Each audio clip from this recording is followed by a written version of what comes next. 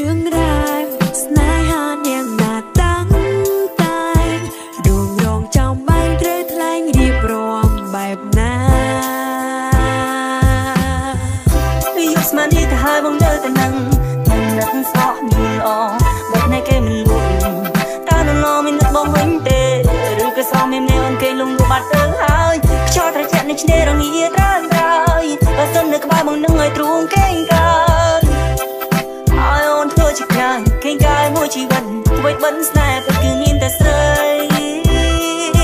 មានតែស្រីរាត្រីប្រចាំពេញរងនៃឆ្នេរសមុទ្រឆ្នេរសមុទ្រតើអូនមាននៅបងទេនៅបងទេតើអូនមាននឹកបងវិញទេ Yeah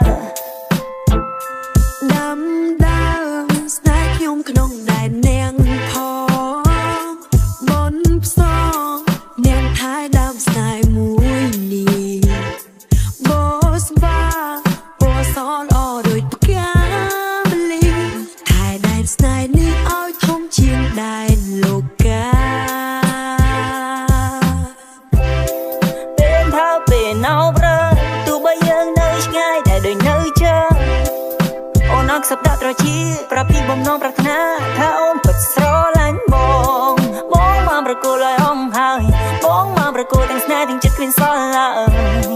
បងនឹកបងគិតបងគិត